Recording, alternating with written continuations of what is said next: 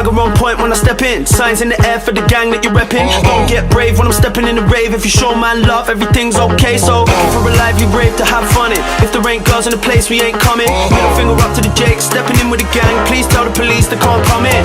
Show me a salute, that's gang. Pure love for the crew, that's gang. Chat shit if you ain't gonna bang. Just show man a sign if you're down for the gang. Show me a salute, that's gang. Pure love for the crew, that's gang. Chat shit if you ain't gonna bang. Just show man a sign if you're down for the gang.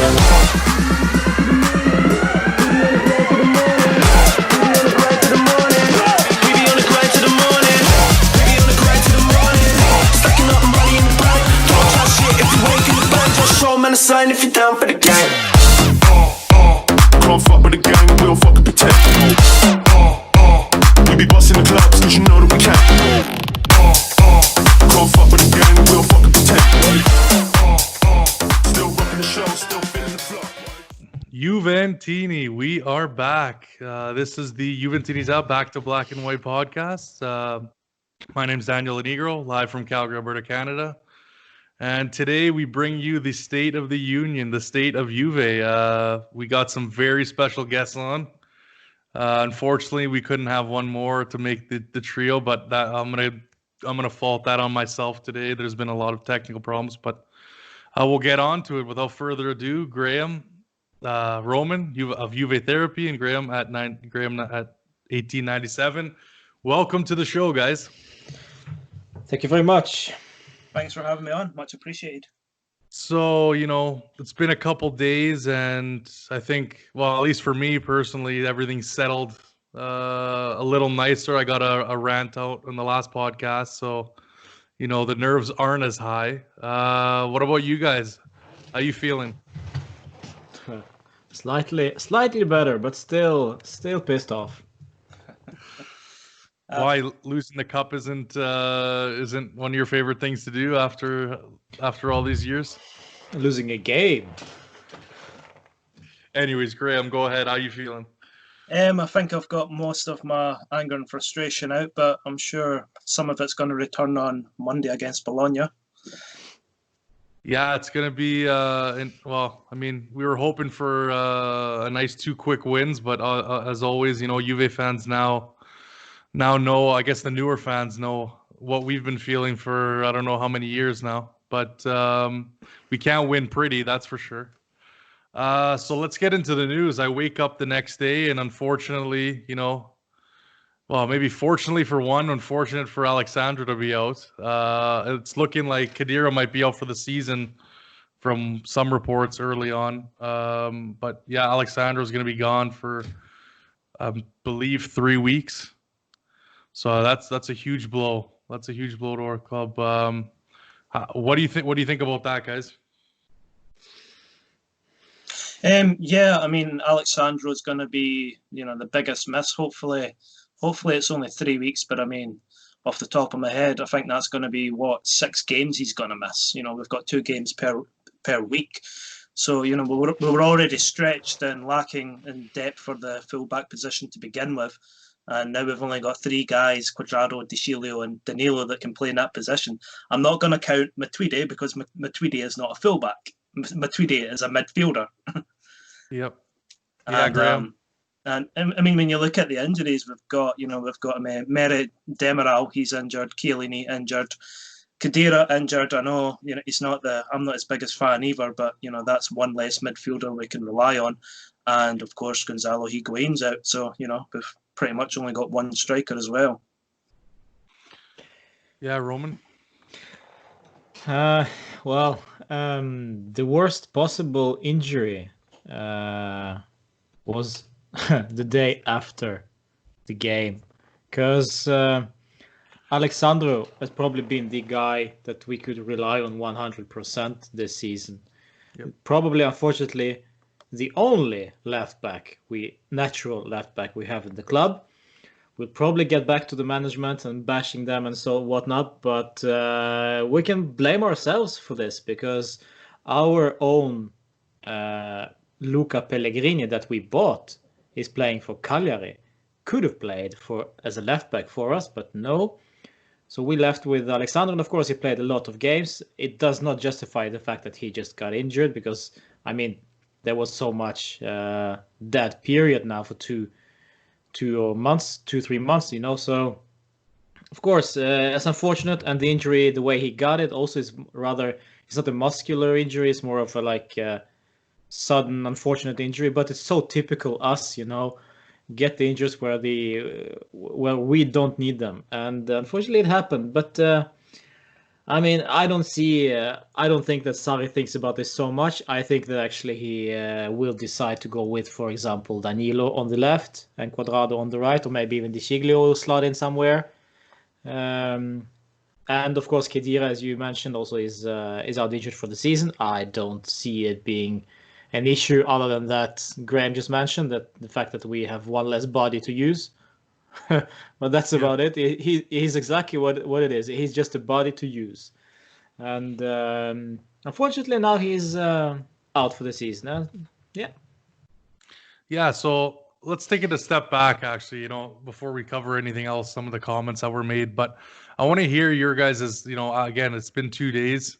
Give us how you're feeling about the club, about the game that obviously we lost to Napoli in the PKs. But I know obviously we heard your great commentary on the live stream there during the game. But just for any fans who obviously didn't watch that, give us how you're feeling about everything in general. I know it's a big topic, but yeah, it is. You gotta specify. It's so much to talk about. well, just give us your emotion. Give us what you're feeling. Give us how you're feeling. Well, okay. Let's go back to the floor is yours. July 2017. That's the day. That's the month that we changed the logo. That's where it started. And already there, I started to think that this club is going into a direction that is unknown. Excited. I will support the club's decision. I think it's a bold decision. The logo that we had was the one that I, kind of settled with, you know. And now suddenly they're changing to this weird one, which I can make an Illustrator for in the 20 minutes, and there we go.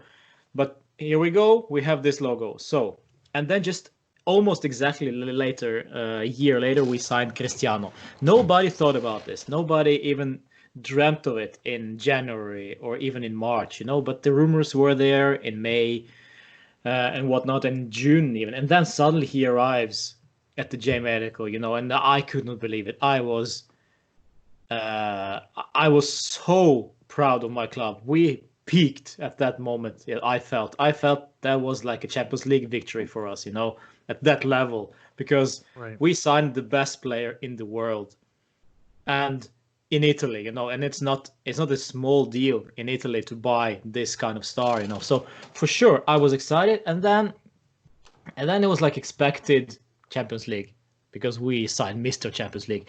Of course, obviously, it didn't happen. Still is not happened yet, and I doubt it will happen this season. And then the rumor started that Marotta didn't even want Ronaldo in the club. There was some I don't know, discussions about that. So in the end, at the end of October 2018, he left and joined Merda, and Paratici took over, and we could, of course, and yeah, by the way, in between those two times, we signed Ronaldo and Marotta left. We actually extended the contract of Sami Khedira to the next season, to 2021. So we believed in Sami. We always believed in Sami, you know, and that is also an issue for me personally. But anyway, so Paratici takes over, and we think, okay, we just Paratici brought us Cristiano, so we will trust the guy. The guy just brought us Cristiano, and when he brought De Ligt, we thought, wow, this is the real deal. This is the, I don't know, this is the Moggi, you know. This is the new sporting director that we really want, right? And then Allegri left. We can discuss about Allegri, about his faults, but I have to say that Allegri is a better coach than Sarri. I'm not saying Allegri is a better manager. but I think that Allegri is a better coach. Right now, during this season, and it tops. Well, it peaked against Napoli. I don't see progress. I absolutely don't see any progress with Sarri. Allegri left a broken, old team that was out of ideas. No idea how to play football because it was so obvious that he was going to leave. And we signed Sarri, who is, known for his attacking football, but it takes a while. And when he arrives at Juve, the most stupidest thing we could have done is to sign a manager who needs time to adjust. At Juve, we want to win today. We don't want to win tomorrow. We don't want to win the day after, the next season or whatnot. We want to win today. With Cristiano at the club, with Dybala, with guys like Bonucci, Chiellini. Well, Barzagli was there and then he retired. But yeah, Buffon, those guys, they don't want to wait for Sarri to adapt, to improve. They just want to today. I feel that I, as fan, want it today. Right. So of course, there will be a lot of discussions around that. We give him time, and this is a specific type of play, and but we have no players that could support him. Technically, with the skill and with the formation, with how the way he wants to play. I don't think he's a particularly great manager. I said that. I don't think that he has management skills. We have seen this in the past. We're seeing this now. And I'm not gonna ramble on, not yet. I'm just gonna say that Sarri was not a perfect choice, but I think it was rather a wishful thinking, maybe a bit naive thinking from Juve management to buy or to get Maurizio Sarri because he played great football for Napoli. That's about it. And they failed. At least for now, it looks like they failed. But of course, they're not going to admit that. They will keep at it. They will support the guy. Question is, how far can we stretch it until enough is enough? I think that's a pretty good sticking point that we'll get into. I'll let you say your piece, Graham. But yeah, you kind of went down the whole rabbit hole there of the of Juve. But there is more. There is more. Yeah. Oh, I know. But yeah, I think in terms of like a plateau, it seems like we almost reached with Allegri, and then again, is it the right decision to bring in someone? There was a lot of calls for a lot of other coaches as well, if you remember, with similar styles. But anyways, Graham, just your whole overall thoughts on like how you feeling now with the club and after the game, obviously with the result of losing in PKs. Well, regarding the two most recent games in the Coppa Italia, incredibly frustrated and annoyed, to be honest. Going into those games, I was expecting, zero match fitness, match rust, everything going into it. But, the performance can't be put down all to that, because I've been watching other teams in their first game back after several months of zero football, and all of those teams have looked, much, much better than Juventus. And they've had, similar preparation, which is, little to none. So, you can't just put it down to 3-4 months, however long it was break. And, we were a mixed bag before, the season got put on hold. If you look at the two last games before the season was put on hold, it's Lyon and against Inter. And those two games performances are completely different from each other. Exactly. And it's like, why is that? There's zero consistency with this team. And, I think one of our, it's kind of weird to say this, but, one of our best performances, I felt, was match day 2 against Napoli. I know, we almost threw it away, because I think we took a 3-0 lead. Yeah, and then somehow Napoli comes into it 3-3, and you're thinking to yourself, this isn't supposed to happen as a Juventus fan. And fortunately, we win 4-3. But the football was so much better on the eye to watch, and you're thinking to yourself, this is going to be a great season ahead. I can't wait for this. And then it just sort of got put on pause, and there was very little progress after it. And overall, when it comes to Sarri and Juventus, it's a very mixed match. I mean, Pavel Nedved was quoted as saying, "This isn't a transitional season." But when you go from Allegri's pragmatic side to Sarri's attacking, Sarri ball, and all the passing, you can't just immediately go from A to B. A to Z. You know what I mean?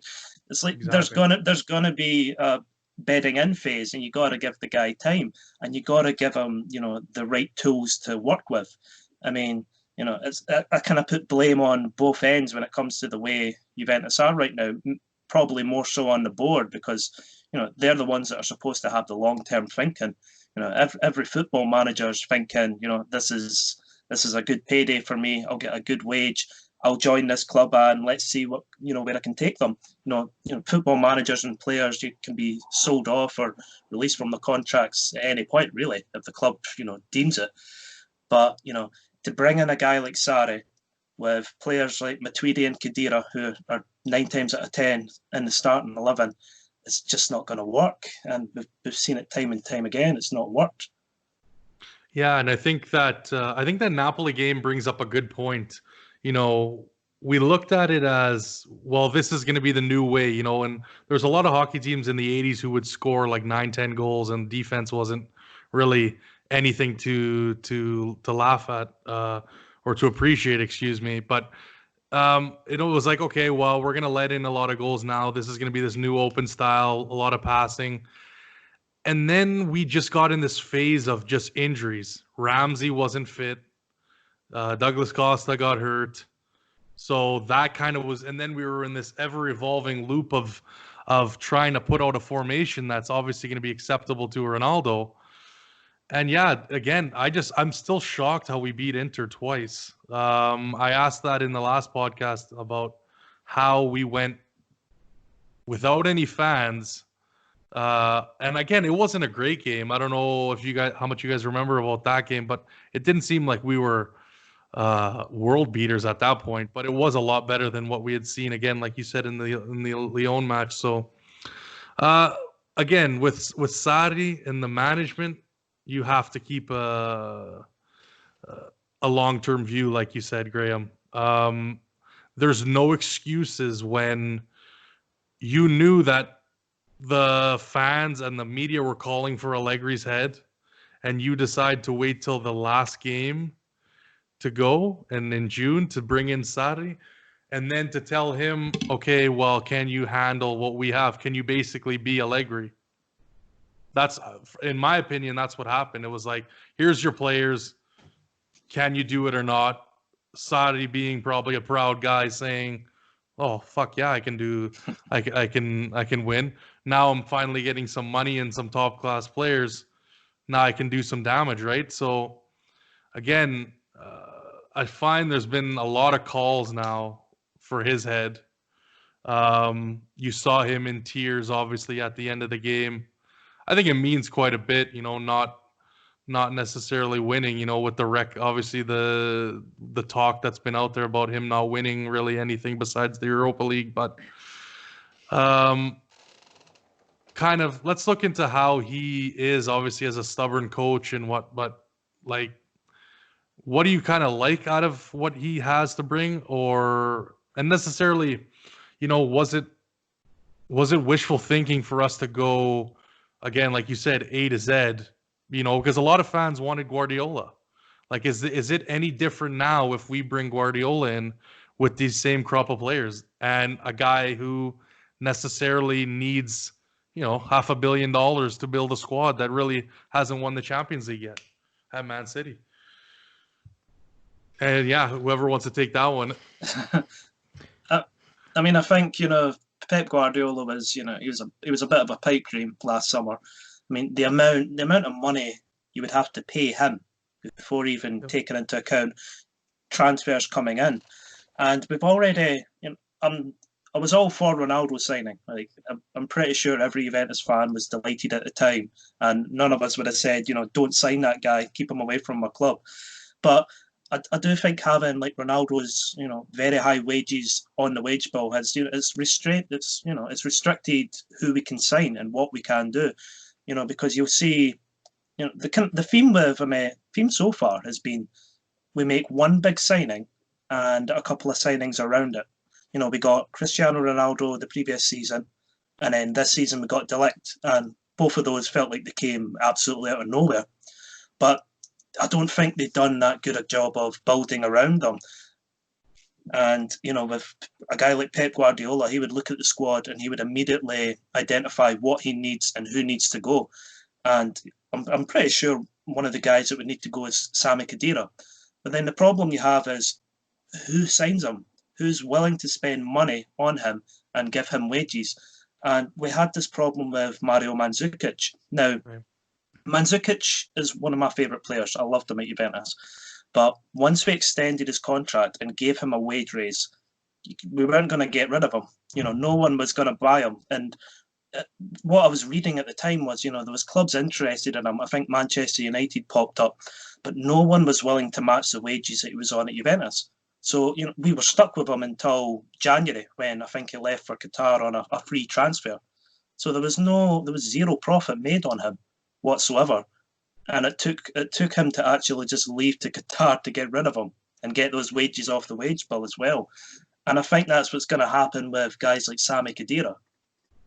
Right, yeah. And Roman, do you think maybe Guardiola looked at the squad and said, I don't want to be there? Do you think maybe that was the case? He didn't think he was going to be able to get his way? Or do you think it was just, again, something that Juve fans were dreaming and it would have looked the same? Or do you think he would be able to actually work with this club? What are your thoughts?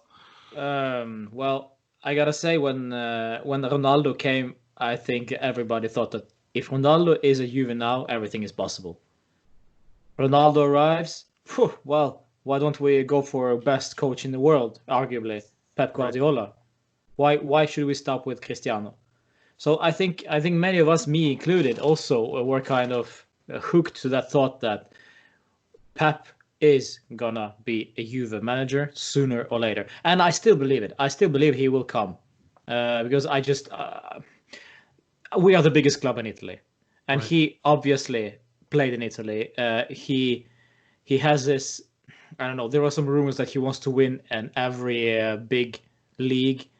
So either it will be PSG or it will be Juve. You could take your pick. But I honestly believe he will arrive sooner or later. But if there were any contacts with him before Sarri, I don't think so. Because I saw a lot of him during the lockdown, the YouTube stuff with him and how he handles his team, how he talks during the press conference. Guy is so loyal to his contract. Right. He's saying that he's staying for next season, and that's what he is. He just blows everything away and just saying, I'm with the contract with City. As long as they want me, I will still be here. And that's it. And I thought that, okay, fine. But when your contract is up, come over.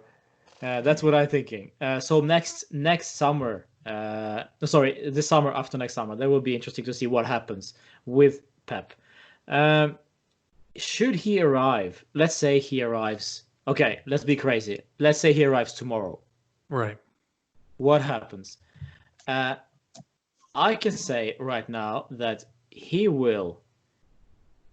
First of all, he will do a motivational talk because this guy is excellent at that. Absolutely excellent at the motivational talk. He will not sit there and watch Miralem Pjanic just bore himself to death. He will roast the guy in front of everybody. He does not care if it is Cristiano. He will roast Cristiano because remember, when he was at Barca, he shipped off Samuel Eto'o. Shipped off a lot of stars. Ibra, yeah. Yeah. Just to bring up and coming guys like Lionel Messi amongst others. So I think I don't fear if should he arrive that it would be pear-shaped or something. I think it would be great. The rotation and the overhaul on the team would be great for sure. Obviously guys like Khedira, That's we keep bashing Khedira, but it's our own fault that he's still at the club. And somebody needs to say it like it is. I'm sorry, your wage is high, you're constantly injured. Either you retire or go to Qatar or go to US, whatever. Just, I'm sorry, you're taking up space. And I can see why Emre Can was pissed off. I understand him perfectly well. And that's exactly we're going back to Maurizio Sarri and his man management. It's under criticism, of course, because you just don't call a player for 30 seconds and during the phone call you say to him, you're not in the Champions League squad anyway. See ya. And now in hindsight, of course, it's hard to tell when you're in that. But in hindsight right now, I see that why is Khedira there? Why was Ramsey there? Yeah. Why did we need Ramsey in this in the Champions League squad? I actually don't know if he was actually, but I mean those guys are injury prone. Emre Can was not that injury prone. He did not fit the Sarri system. Granted, yes, he didn't play very well, but there was a fresh, fit body to use, basically, right? No, right. I'm serious. This is like a player that we could use right now. Yeah. Today, of course, it's hard to tell when back in October or whatever, but yeah, where we are, and yes. So in order for Guardiola to make an impact, I say very, very few players today would survive Guardiola wrath. Very few, and that's also coming back to Maurizio Sarri and defending the guy, because as you said, Daniel. The team is not there for Sarri. Yeah. You're getting these guys, Ramsey, Matuidi, Bentancur, Khedira, Pjanic, Rabiot, Emre Can. Who on earth thinks this is going to work? Again, back to Allegri even. He took Sturaro to Champions League final. Yeah. He took Sami Khedira to Champions League final. Monica, you know her from Canada, the huge fan. She's a very huge fan of Allegri, and you know that you guys are not agreeing on Allegri, but don't get it started. No. But she has a great point, though. He took these guys to the Champions League final. No matter how crap we played like idiots. Right. We didn't play great football, but the results were there. Right. So yeah. I get that, but so again, with Guardiola coming in, he will just burn these players that are not needed. I think in terms of Guardiola, I agree with you 100% on the pedigree. Right, he has the standing. He's won Champions League titles, obviously with Barcelona, so he has that respect with the players, and I think that's one thing that is overlooked. I don't think the players respect Sarri. They've even come out and said just recently, I was reading earlier today, that they understand there's a problem, but they're not necessarily sure where to go. But I don't see Guardiola doing anything more with these players. Like you said, it's just not that style. You can't, as much as you're going to yell at Pjanic, I don't see Guardiola really, moving the needle in that sense. You got to remember, Khedira was a good player for us, in those early years. That's not necessarily what I'm saying. What your point later on was that we kept him, and that's again our fault, right? You can't make excuses at the end when you're signing extensions that you are, because teams don't want to play that. They don't want to give you money and then also pay an inflated salary, because once you raise that expectation of what a player is going to make, he's not going to want less. Which player in the world is going to want a lower, you know what I mean? It's just, it gets in players' head. This is the new normal, right? Yeah. Of different football around the world, right? Players are wanting more money. So and Graeme said perfectly with this. Mandzukic was a great example. Yes, not yesterday. When against Napoli, me and Graeme and Aubert sat and screamed at the screen. Where is Mario Mandzukic with all these crosses, with all this physical battle in the box? Where is Mario? Right. Obviously not there. So we got him off a wage bill, but we signed Rabiot.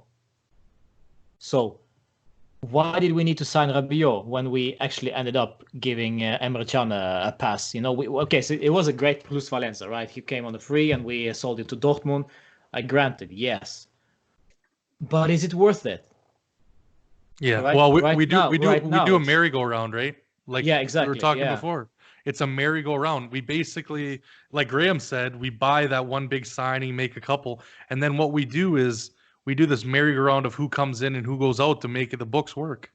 And you can't do that. Like I don't know if you saw the image of Bayern Munich with the signings they've made and how much they've paid for some of the young guns they have.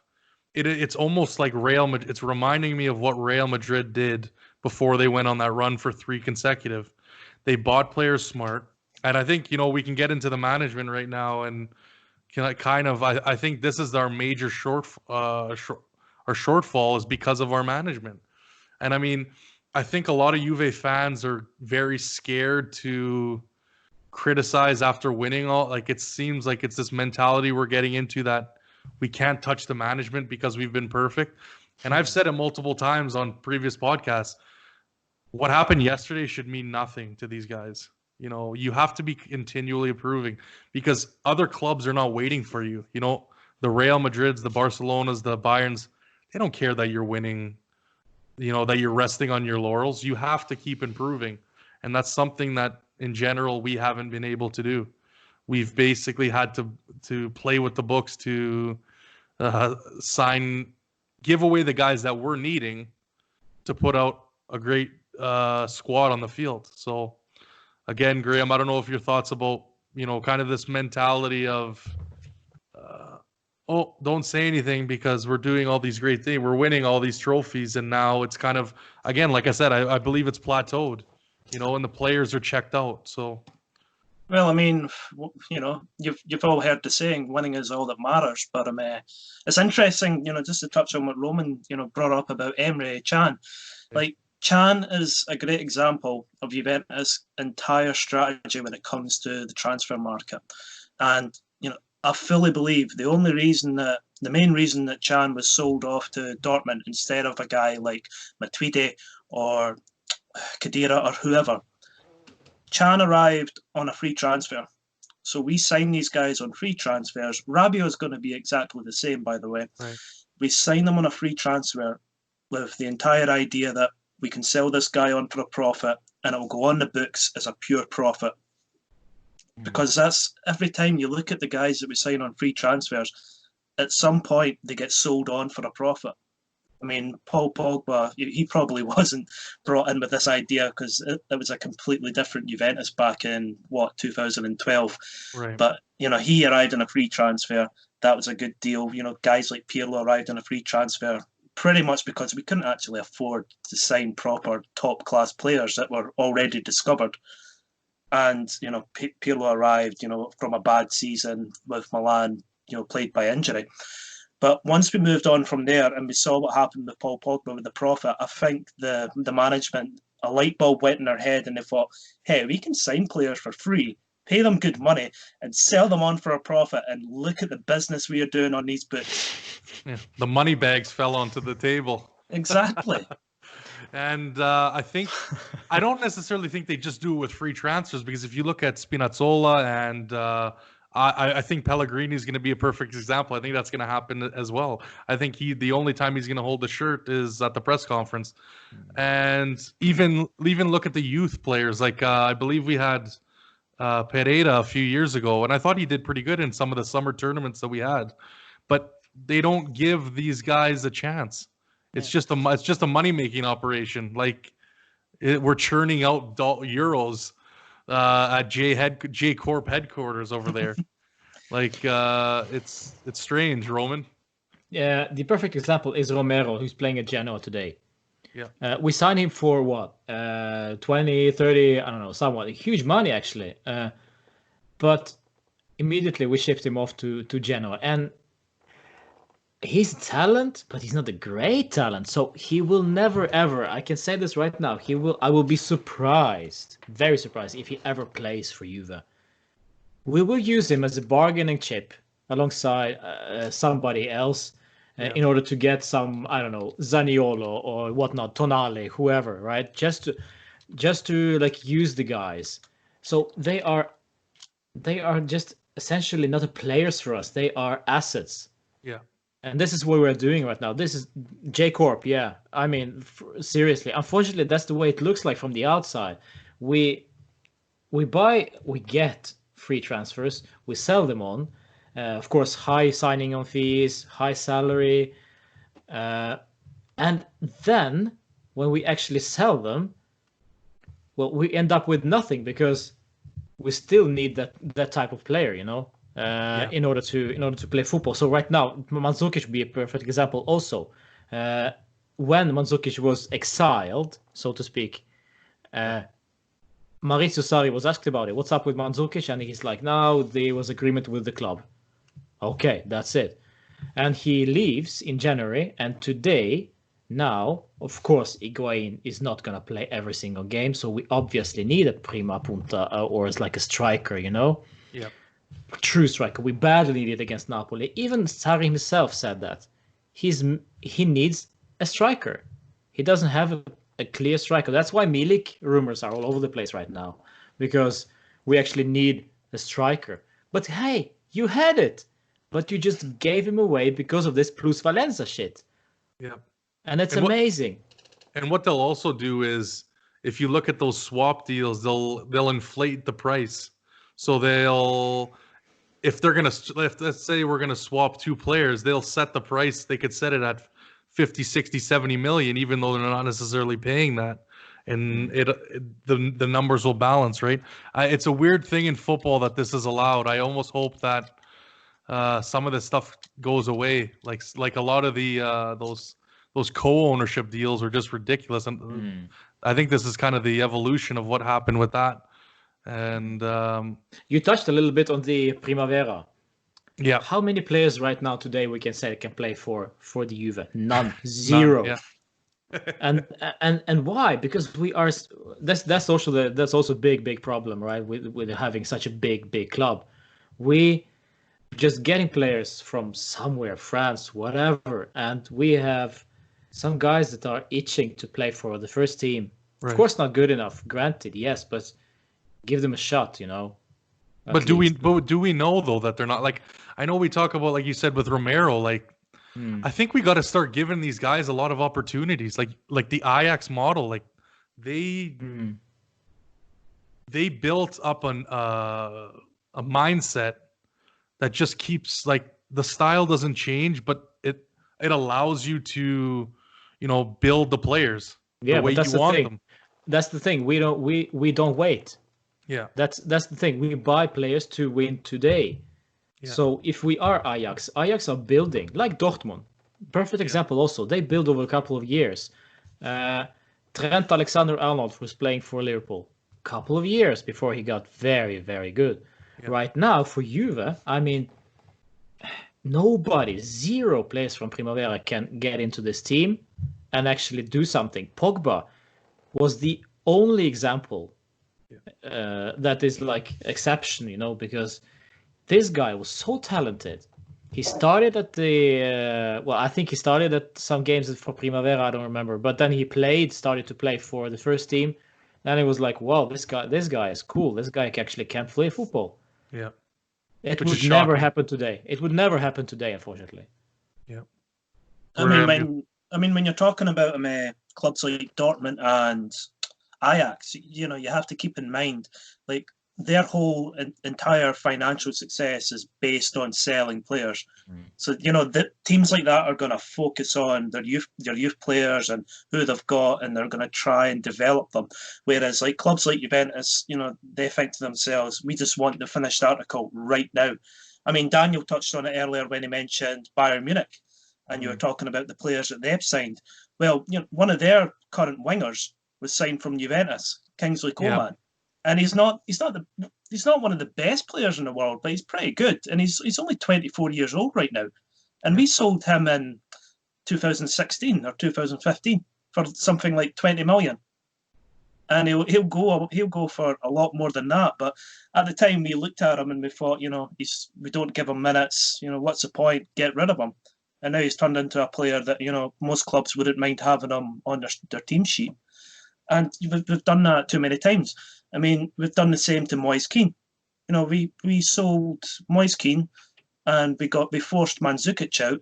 That's two guys that could have played in the striker position. And Moise Kean, he has struggled at Everton. Who knows how he would have developed if he remained at Juventus. He probably wouldn't have gotten many minutes up until now. But at the same time, it would have been worth keeping him. But it all comes down to the finances, and that's the problem with Juventus. Like Juventus Moise Kean is a great example. And exactly. Juventus just look at players and they think, how much money can we make off this guy? And he's like 18, 19, so what's the point? Ship him off and we'll get a guy that's got experience, because experience is apparently everything for the old lady. Yeah, it's tough to see that, because it's just about being smart. And I know a lot of people like to say, we have this big money, and it just doesn't feel like that. Like, we talk about all this money we're getting in, and I've played out the numbers how many times. Like, we're not looking as good as we think we are, even though we have Cristiano Ronaldo. I mean, we can't just say we're gonna go out and blow maybe we have the money. I mean, you could put it on financial debt and whatever, but there's still regulations that need to be upheld. That's the way it is, right? I mean, unless you want to get into a situation like Man City, which we could possibly risk, but it's just a compiling, really. A compiling of bad decision after bad decision, and then it forces your hand. I mean, we'll say it as much as we can keep beating that dead horse, but it's just really, it's something as basic as that. The thing is also with take Gigi Buffon, for example. There's also an example for me that only confirms the weird thinking of our management. Last season in Juve, so we wave him goodbye. He's a standing ovation, everything. We cry because we think that this is the last season for Gigi. He leaves, he cries, whatever. He goes to PSG, plays there for one season, and then suddenly, for some strange reason, he's back. It feels strange that the legend that we cried over is just suddenly back. But point I'm trying to make here is, meanwhile, we sold Emil Audero to freaking Sampdoria for 20 million. Probably one of the best young goalkeepers out there in Italy. Yep. He could have played Buffon right now. He could have played in the Coppa Italia Final against Napoli, for example. Right. So what were we thinking? Again, money, finance, plus Valenza. He was our own product, actually. We gave him away for 20 million. Yes, he is actually the most expensive goalkeeper we ever sold.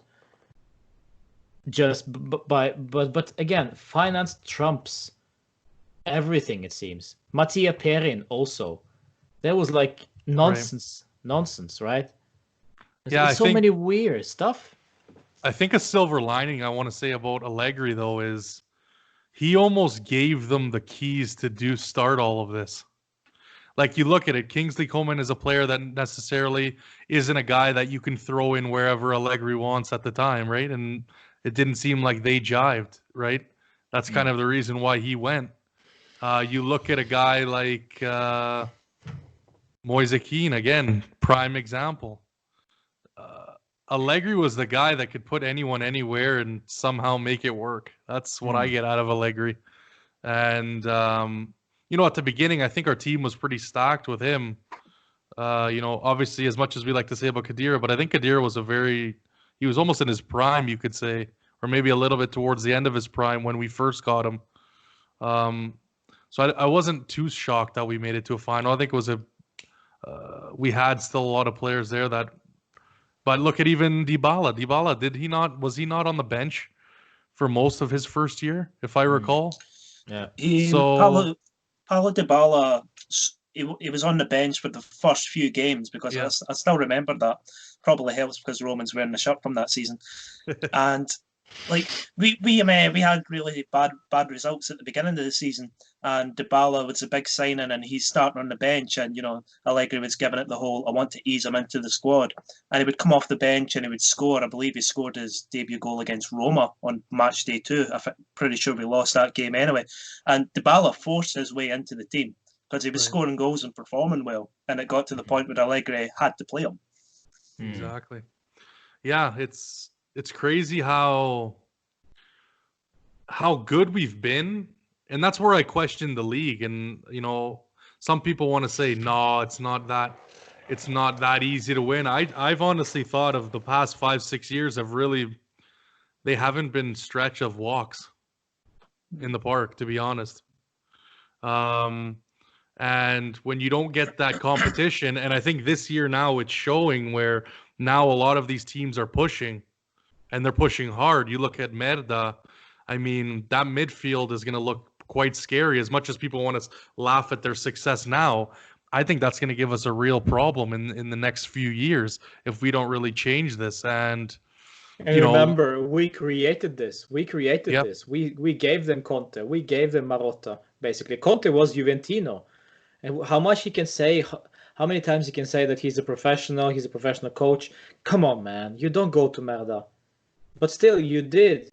So I'm not that pissed off about Conte, to be honest, but I'm more pissed off with Marotta and how he went and how that whole thing happened. And now, basically, we are ripping off each other. Kulusevski is a prime example. Right. Why did we buy him? Just because to stick it to Inter. That's the only reason. Well, and we're losing a lot of transfers to Inter now, right? Yeah. Like, look at Tonali. Look at Barella wanted to go to Merda. We were in the running, but he said, no, I want to go to this team. So I don't know. There's a vibe that's not that's obviously emanating from Juve that is not attracting these young, talented players. Yeah, but you have this argument that Marotta has a very easy motivational talk to players that he wants to sign. Right. Come on, man. Come over here. We're going to knock Juve out. We're going to knock Juve down from their throne. That's it. That's enough. Because everybody hates Juve. Right. It's true. And it is true. It's so simple as that. And Marotta knows this perfectly. So what do you think about the question that's kind of been bounced around? Was Marotta the mastermind? Was Paratici just a puppet? Is he really asleep at the wheel? Like, what do you guys think on that issue, Graeme? Well, Patrici, I'm butchering his name already. But he's had a mixed bag. I mean, you can't criticize him for going all in with a guy like Cristiano Ronaldo. I mean, he's the guy that's been held responsible for bringing him in. Right. Because Marotta just wasn't for having it, and then Juventus parted ways with him, and he also delivered Delect as well. And from under everyone's noses, Demiral signed as well. That was a shrewd sign, and I don't think anyone expected him to be as much of a hit as he's been. I mean, Exactly. there was a point in the season where fans were wanting Demiral to be a first team regular, but with every transfer guru, you're going to get hits and misses. But I think there's always going to be someone above him, giving him instructions and saying like, well, we want some free transfers. We've got to make some profits here and everything. But I mean, it was two completely different phases in Juventus history. Like, the beginning of this winning cycle, we had to be very, very shrewd in our transfers because we didn't have the money. I mean, Right. You look at those early signings. I mean, we signed, no disrespect, we signed guys like Matri and, Quagliarella. It's one of my favourite Italian players, but, we signed like guys like Quagliarella and Matri and Paduin as well. Yeah, I'm just trying to think about, yeah. Like, these are guys that, you don't sign and think to yourself, we're really going to have a push in the Champions League this season. You know what I mean? And we're doing well enough in, domestically. But, early on, all we were winning was Serie A. We couldn't even win the Coppa Italia at the time. And then we progressed slowly and we were spending more money slowly. And then all of a sudden, I believe it was 16-17 season arrived. we got all that Pogba money, and then we just splashed it on Pjanic and Higuain. And at the time, it worked out for us big time because we were one game away from a treble that season. Yep. And after that, we just sort of came off the track, if you know what I mean. Right. Because it was that result really, really dented everyone around Juventus' confidence. Allegri included. You could see the change in him immediately. We went from his 5-star formation just to Allegri was a puzzle solver. He would look at his squad. He would think, what can I do with these players? And no one in their right mind would think Mario Mandzukic out wide. You just don't look at a guy like that and think, he's going to be a winger. But it worked for a while. And you can't fault Allegri for that. But, after the spectacular fall from grace in Cardiff, he himself and the club just went incredibly conservative, incredibly defensive, pragmatic. And there was you almost felt like an inferiority to some teams when you were coming up against them. Yeah. Go ahead. No, I was just going to add, like, I just kicked my mic. But anyway, I was just going to. You go. Sorry, I was just going to add, like, immediately after that game, we played in the match day 1 in the Champions League against Barcelona, and I'm pretty sure they spanked us something like 3-0, and that just sort of set the tone for what was to come. Yeah, well, it was more of like a half game, I would say, because we were too exhausted at halftime apparently in that final. But so is it just we overachieved and now we've taken everything for granted? Is that something that comes into your guys' minds? I think we just got complacent. We've become so accustomed to winning the league, and the Champions League appears to me anyway in the board's eyes as a bonus. If we win it, fantastic. If we don't, we'll make some money from reaching the quarterfinals. Yeah, because there's never been really a direct message. Obviously, we've heard, yes, it's a goal, and then when it isn't a goal anymore, oh well, it wasn't the luck of the draw this year. We had a lot of tough decisions to make, blah, blah, whatever, right? You've heard them all. You've heard all the Allegri and the Agnelli press conferences. But yeah, it just seems like we almost have to almost blow it up. Do you think is it too late, or where do we go from here, guys? Well, I mean, I'm sorry, but I know the time, Roman. I think like alarm bells should have rang after the 17-18 season, because Napoli threw that league away. Now, let's be honest here. If you want to be objective about it, Napoli should have won that season. Whatever happened to them, they threw it away at the very end. They were matching us point for point. They beat us in our own stadium because we were so convinced a 0-0 draw is what we're going to need. That's what we're going to play for. And then they just took the winner, and everyone thought, well, that's it, we're done for. And I think possibly a reset button was going to get hit if that happened and we lost that season. But somehow we had a spectacular win against them, Merda, Inter, whatever you want to call them. We beat them 3-2 in their own ground. That was absolutely fantastic. And the feel-good factor returned, and we won Serie A yet again. And, we went back to acting like, oh, there's no problem, there's nothing to worry about. But there clearly was. And we went through another mundane season under Allegri in his final season. And that was with a guy like Cristiano Ronaldo. And we're still playing pragmatic, and we're still playing, we're not going up the gears. We're just staying in second gear the whole time. And it showed time and time again in Europe in the Champions League. Yeah, it seemed like we kept hitting 21. We hit the jack or the ace of spades after, and again, yeah, like you said, that one game against Napoli, really, I think that resonated with everyone about where we really were, and Koulibaly scoring in the 90th minute and being like, shit, and then the infamous losing the Scudetto in the hotel. But yeah, Roman, what do you think, man? What are your thoughts on all this? Well, I mean, I completely agree with Graeme. Great points, all over the place. Actually, I'm not much to say. The only thing is that we have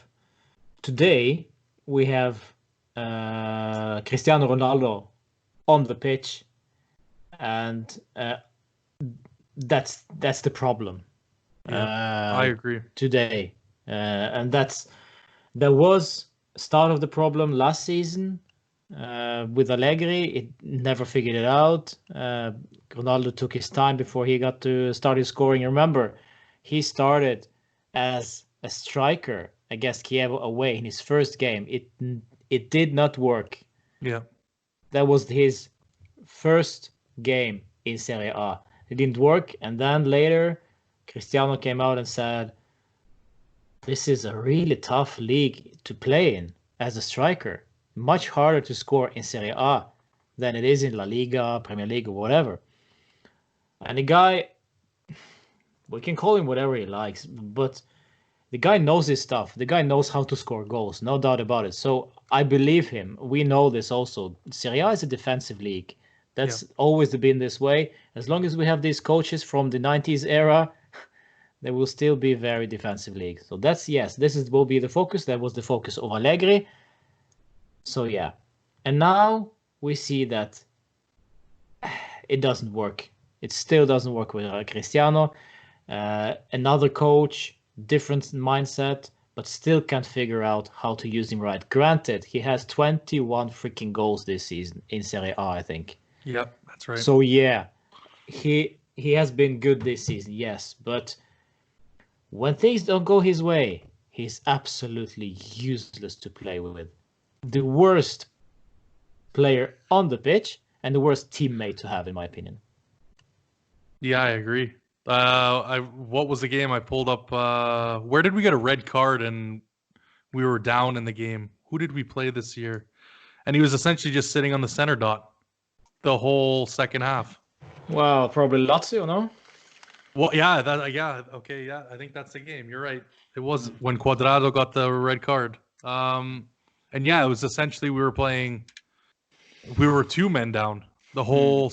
So really, there was no way we were coming back in that game. No way in hell. Prime example was that against Napoli. Napoli, Di Lorenzo, whoever that was, he has the ball on the right back. Cristiano is 3 meters away. He could just run to Di Lorenzo, try to muscle him off the ball, try to be active, try to win the ball, try to do something. But no, he does not care. He just standing there and waiting for the ball to come to him. Like, Cristiano only cares about Cristiano. I've said this many times this week. It looks that way evidently. It's so easy to see.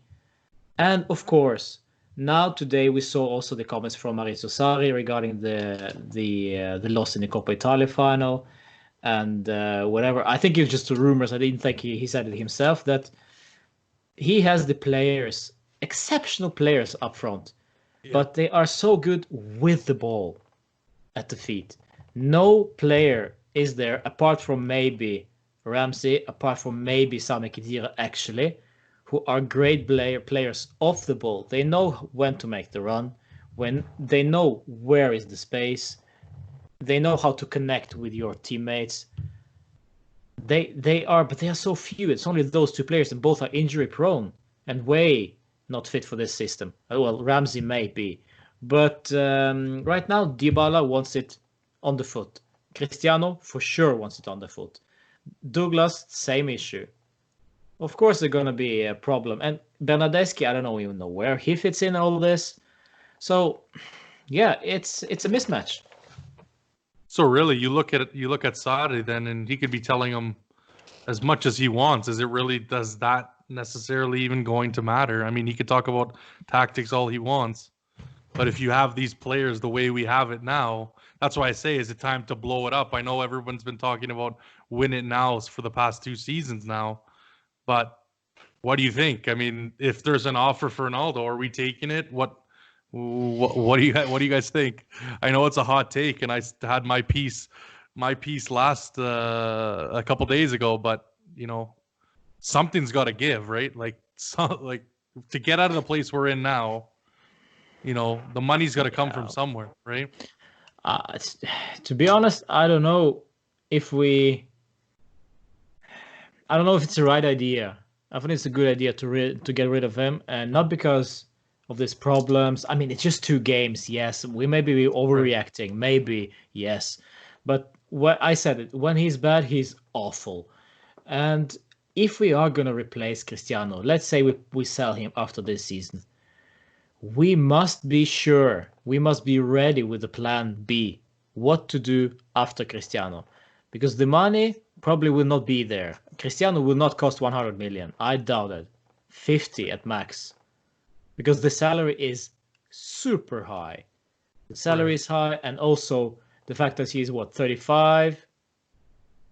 Well, I doubt it. you also don't want to wait too long as well, right? Or else you're not going to get anything, right? So Yeah. But you want to play on that sentimental, maybe Man U, maybe look to some, you know what I mean? Like that's some of the things that Juve is going to. I don't know if they're capable, if the management is capable enough to do something like that, because it's like it's impossible to sell players unless we are, guys that we want to get rid of. We don't know how to convince clubs, but let's say we get 100 million.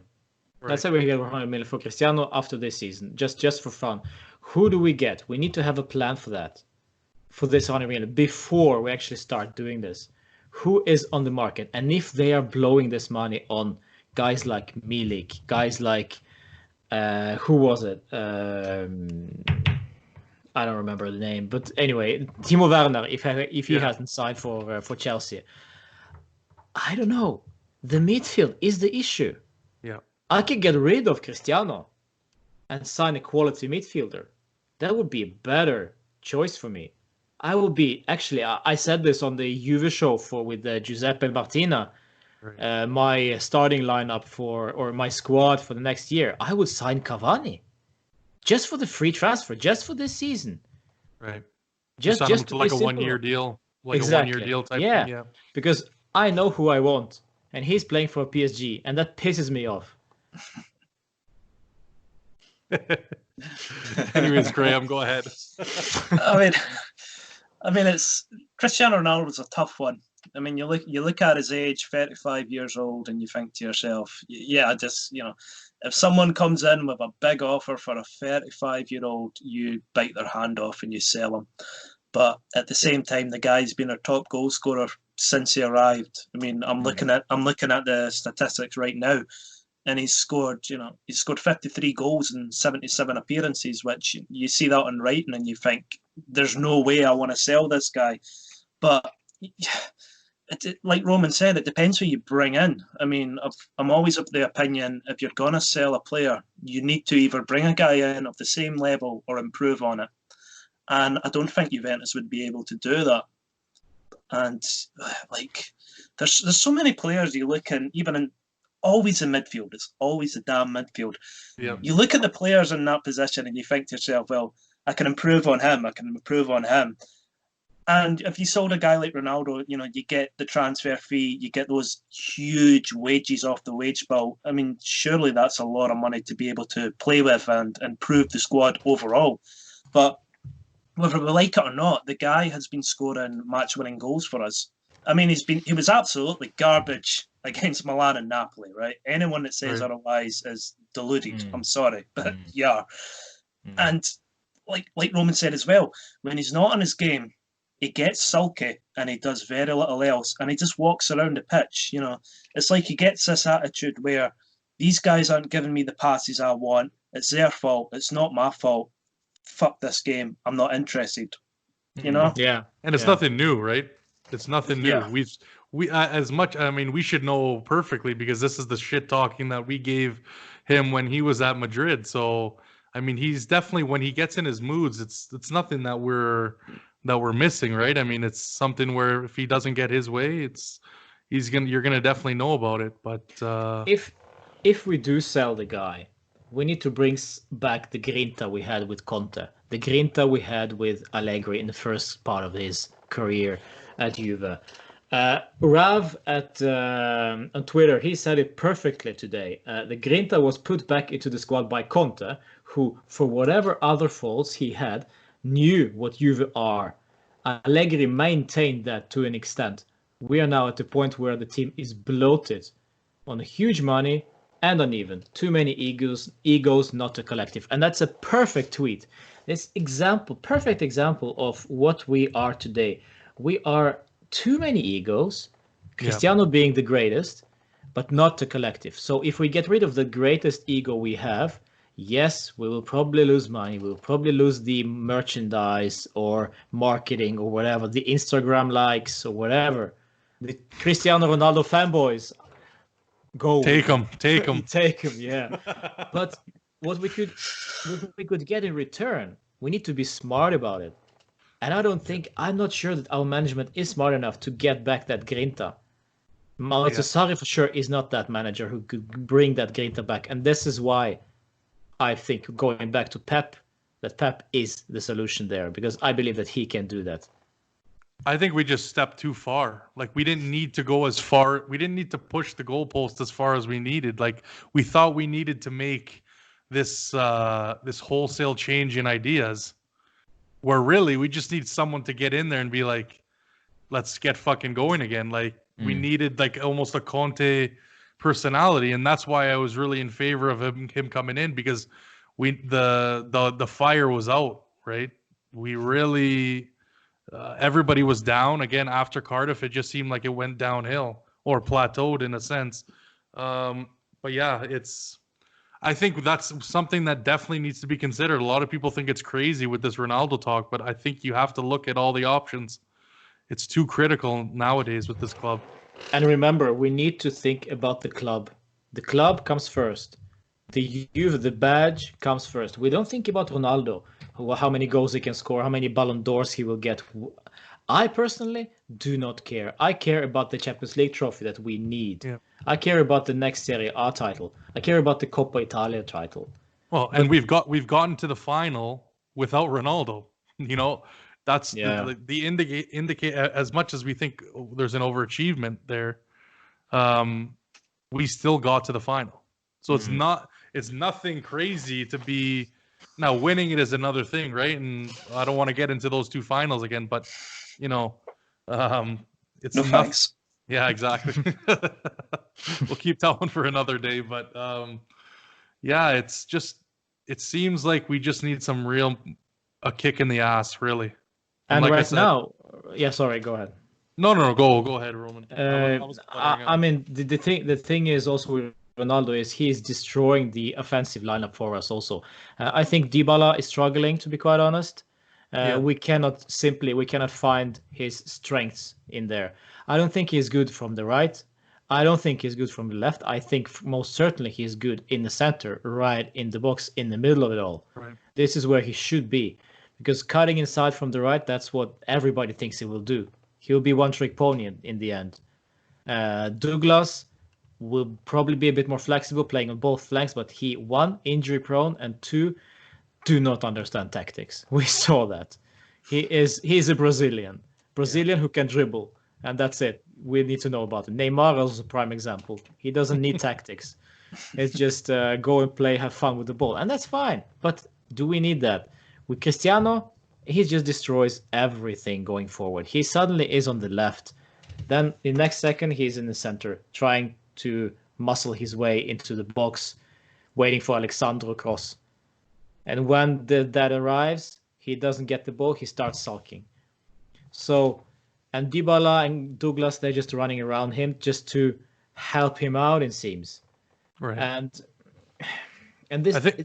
That doesn't work because it looks like we're playing for Cristiano to score goals, make him the best way possible. But we have guys like Dybala who needs improving, who needs to get better, who needs to show us that he is the captain we want him to be. We have Bentancur, great star, plays great this season, one of the few, if not the only player who has been, at the high level this season, apart from, of course, Cristiano. We need to look at those guys and make them better, but everything is about Cristiano, unfortunately. Luckily for us, he also scored the goals. But we are too dependent on him being good. So when he's not good, it's absolutely disastrous. Oh, exactly. And that was noticed the first few games he came in. Like the first game that we played was against Chievo. Mm-hmm. And it was just like, everybody get Ronaldo the ball. Let's see what he can do. And it just seemed like it's progressed ever since the beginning. obviously there was a few changes, right? Well, Dybala really didn't play last year, if you really want to think about that, and now it's just the wrong system. It was the wrong player for the wrong system, or we brought in the right player for the wrong system. It's just And then look how many wingers, we purchased by going back to bringing in Coleman and then bringing in Douglas Costa and then bringing in Bernardeschi, and then people were talking about bringing Chiesa. I just think we need to pick a style and go. It's that simple. we're too much Well, in confusion, right? That's exactly what we did. Now we picked a style. We picked a style with Sarri, but unfortunately, it's as Graeme says, it's from A to Z. It's so far away from what we were.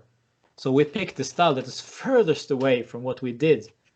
So maybe we should have brought in somebody who can do like something in the middle. But of course, it's very tough, and there are very few coaches on the market. Deschamps was mentioned. Conte was also mentioned. A lot of coaches out there. But in the end, we went with Sarri, and not good enough. Well, I think part of the problem, just touching on when you bring up Paulo Dybala, I think we've got two players in the team that they need a striker to work off. Dybala's best days came when he's partnered Higuain. I mean, I think the 17, 18. Yeah, he's always needed to have a vocal point in the middle of the pitch up front to work himself off, because Dybala works best as, call it what you want, a second striker, a shadow striker, support striker, whatever.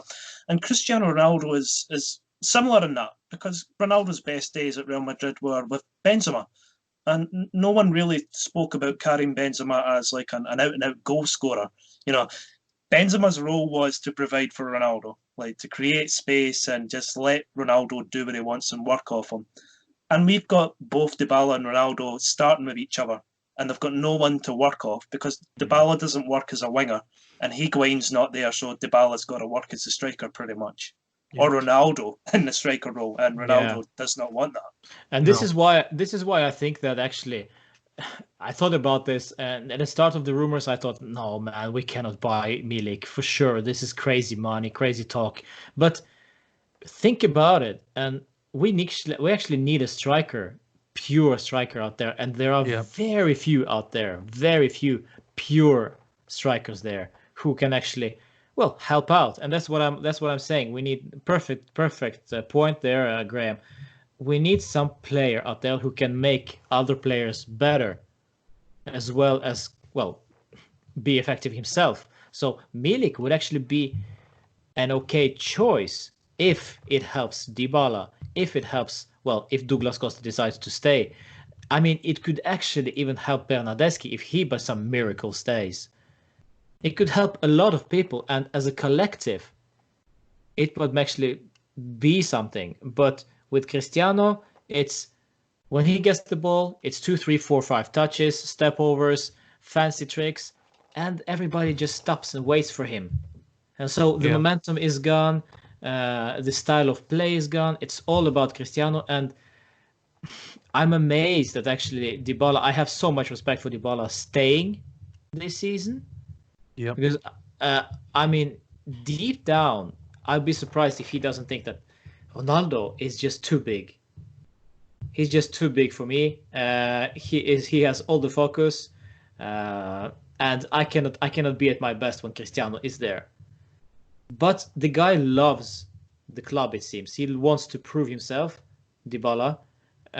So for me, the way that he came back into the team after these rumors, after the stupid, that's also management thing. Why did we want to Dybala gone? I mean, what's up with that? Money. You said it before. Yeah. Exactly, right? But then he fights back and actually is there now. And granted, he lost his penalty against Napoli, but so did Danilo. Where was Cristiano in all this? Talking about PKs against Napoli. Why did Cristiano need to take the final one? It's all about Cristiano. And people were defending that too. They were like, "Oh well, the fifth one is also very important," and blah. And I was like, "Dude." Yeah. The second one was also important. Yeah. Well, But- those people need to go back and learn from history. Ronaldo's got previous with this with Portugal. He's done it before. It didn't work out from him then, and it didn't work out from him against Napoli because they didn't even. Portugal only got to the fourth penalty kick taker. Ronaldo didn't get to take it in. You know, it escapes me. It was either the Euros or the World Cup, but they got knocked out in penalties off Spain anyway. And that's exactly what happened against Napoli. He wanted to take the final penalty, but I'm always of the opinion you get your best penalty kick taker to take the first one, because if you score the first one, it immediately puts pressure on the opposition. Yeah. And I think you guys are all right. Like, all this discussion is all brilliant, right? And you talk about a number 9, but then what happens with Dybala? Like, that's, you know what I'm saying? Like, Milik is good for Ronaldo, but then he's also good for Dybala, but you can't play them. Like, are you going to play him 2, or are you going to put our 4-3-3 and put Ronaldo on the left and Dybala still on the right? Like, No. What I'm saying is that I want Ronaldo gone and get Milik instead. okay, no, fair enough. But I mean, Yeah. I love all this future talk, but you know, it's like the hope of that actually, you know what I mean? Like, I don't see it happening. I think they want to use every drop of Ronaldo's marketing. You know, it's almost a special sauce now. Every drop of Ronaldo's oil that he Yeah. uses during the lockdown. So I don't really see how, as much as I want it, and I know you've expressed your opinions, Roman. I don't see that happening. So, obviously, there's a lot of great commentary and stuff like that. But where do we go? You know, with this lineup now, obviously we still have a season. We still have a season to play, guys, and it's still to be won. As much as maybe we've taken a hit, but let's be positive. What do we do now? A lot of people are suggesting 3 at the back.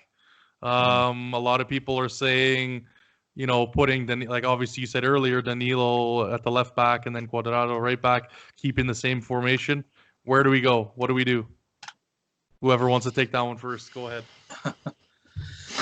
I mean, you look at the squad and you're just limited. I mean, people talking about 3 at the back.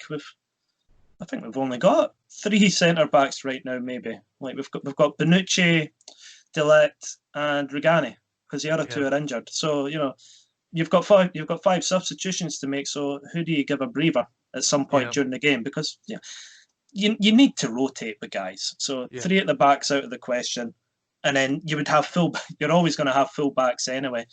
We're already stretched for that. We've only got 3. At first I was against the idea. I've seen it batted around on Twitter by several people. The idea of 2 up front, and I thought to myself, well, Cristiano Ronaldo's, he's been shocking as a striker himself under Sarri for the past 2 games, so I immediately ruled that out.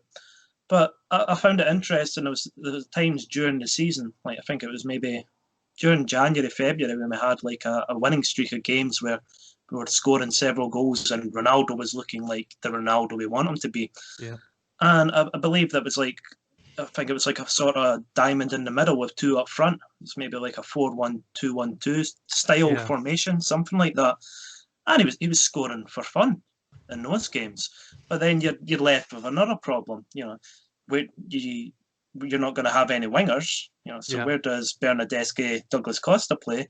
And you're playing with both strikers with no one on the bench to come on as a substitute or rotation or anything. So whenever you look at formations, we've got one hand tied behind their back with every solution. Yeah, exactly. I agree with that. I don't see us using anything else than a 4-3-3, to be quite honest. Just because this is Sarri's system, this is Sarri's formation, and for how many times we have rotated this season already, especially knowing that Sarri is not known for rotation. But we actually rotated, trying to find the best 11, because I don't think he's actually sure who is the best 11 even now, and that's also scary. So he keeps rotating, he keeps finding the system, and now, luckily for him, there is a COVID-19 going on, so he has to rotate. Right. He must. So, of course, he's gonna stick with his 4-3-3 in order to try to figure that out. And at least we need to have one stable factor here, and that's the formation. If we're gonna go with the formation change, then it'll be completely another setup again. So there'll be a reset. In the end, though, I honestly don't think they don't care much about the formation. I think actually Sarri thinks that as long as they pass the ball, that's okay. That's it. Pass the ball. In the end, it will end up in the positions goal. It looks that way. Yeah, Give ball to exactly. Cristiano. Give ball to Alexandro. Alexandro will cross the ball, and we'll see what happens. This is Allegri football I'm talking It about. is. It's just and we are nowhere near to where we want to be. So, in order for us to finish this season somewhat comfortable with the title, or, well, praise God, if two, well, that would be amazing if that happens. I highly doubt that we're gonna win the Champions League. Doubt it very, very highly. Sorry, But greatest coach of all time. yeah, but I mean, if we are gonna do it, we need to start producing. We need to start improving. We need to show some signs. And the fitness levels, I call BS on that. I mean, Bentancur ran like a crazy man against Milan in the second leg in the Coppa Italia. First game after lockdown, but ran like crazy. Second game against Napoli also started fresh, but then suddenly just dropped for everybody. So I don't believe in the fitness levels as much as the preparation up until the start of this, well, restart of the season somewhat. So I mean, it's tough. It's tough for all the players. Of course, it's hot, it's warm, it's summer in Italy right now. We can play in that factor also. But I mean, this is where the man management comes in. Yeah. What does he do with the players? How does he motivate these guys to play this tough games in a tough schedule? And I'm not sure if, well, Simone Inzaghi for Lazio is worse than Sarri. I think actually he's quite much better at it. So I'm scared of Lazio. So we might actually get trophyless this season. That would be fun. That's a tough one, man. Yeah. So what do you think? What happens at the end of the season if that's the case? I've talked about this with Bruno, and I wasn't quite sure they're moving on from Sarri. Even if we do go trophyless, I don't know. I really had to think about it. I mean, we've talked about the management, right? What's the we had the same issue technically with Allegri. We didn't want to get rid of him the year before because of paying his salary. Now I wouldn't see it. I know, Graham, you were telling me before the Gazzetta was saying that now he might be under wrap for getting fired, but I don't know. I don't see it. Not with our management. Yeah, I mean, supposedly of course he's under pressure, but I think it's going to have to be a spectacular failure. I mean, like, possibly finish third, a really big failure to give the board, the management, a massive kick up the backside to get rid of Sarri. Because, I mean, I believe his contract expires in 2022. So he's got another 2 years on his contract. So, I mean, if you wanna hit the reset button if it's a failure after this season, that's a pretty hefty payout. So you're going to have to pay him that much money. And if we want to buy into the dream of Guardiola, let's say we bring Guardiola in, we'd have to pay out his contract and then pay him good wages whilst paying out Sarri. That's a lot of money just spent on a changeover of the manager. But, I would, as a football fan, without, overthinking it, if we went trophyless this season, I would want Sarri gone, absolutely gone. Because it's times like this in a football season where a manager proves his credentials. Right. You're faced with a challenge. You've got several injuries. You've got a hefty schedule coming up. Let's see how tactically good you are. Let's see your man management skills. And up until this moment, we've seen very little from Sarri. So this is a time for him to prove himself. That's a good point. That's a very good point, because I also think that if we go trophyless this season, but at least we see that he tries, that he improves on something, that he actually can stick it to Ronaldo and say, okay, you're starting on the bench next game because you were shit last time. At least I can see something, but there is absolutely nothing. And I don't think that, honestly, I don't think that he is not trying his best. I think he does. We saw that against Napoli. He cried after the game. He was very disappointed. Before the PKs, he shouted at them and wanted them to be focused and whatnot and everything. That so I believe that he does his best, but unfortunately, his best is just not good enough. Exactly. And that's it. It's just take the football away. Take your usual business outside the football. I see that you're trying. I see that you do your best, but unfortunately, you're just not good enough. And then it's time to cut the cord. But again, we need to have somebody ready to take over as soon as Sarri, if he gets the sack. Who would that be? We have no one there who is good enough to take over. And maybe, I highly doubt it, but maybe even Allegri will be on the list to get back. I mean, I don't know, because we have nobody else out there. Pep Guardiola is under contract. Do we want another transition period? Do we want change of style of play again? Gasperini will not come because he's in love with Atalanta. Simone Inzaghi probably will not come, especially if he wins Scudetto this season. He wants probably redo this next season as well. Yeah, it's tough. It's tough. Yeah. Well, there's one name you've missed out, Pochettino, and I think he would be perfect for Juventus because he's available on a free transfer pretty much, and he's already proven with Spurs that he can work on a very tight budget, and Juventus management would love that. They would love a guy that would come in and would be happy to have, like, here's 40 million for you, do something. But that's the thing with Pochettino. He didn't win anything, but neither did Maurizio Sarri, by the way. He won a Europa League, but granted, yes. But with Pochettino, sorry, I think Premier League is written all over him. Once you coach in Premier League and you do some damage there, you'll be all over it. So if Manchester United will be all over this guy when Ole is done, for sure. He's got the same amount of Champions Leagues as Allegri does. Yeah.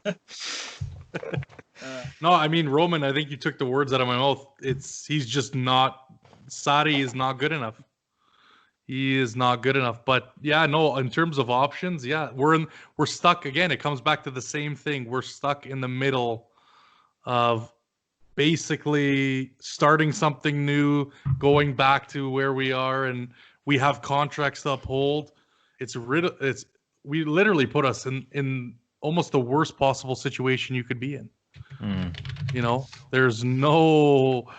Because it's like you said, you could go back to Allegri, but then, okay, you're going to have to sign him to a new contract. Because I believe someone was saying his contract ends this summer, right? So, okay, is he going to take a pay cut or what's, That's Rabiot money. Yeah.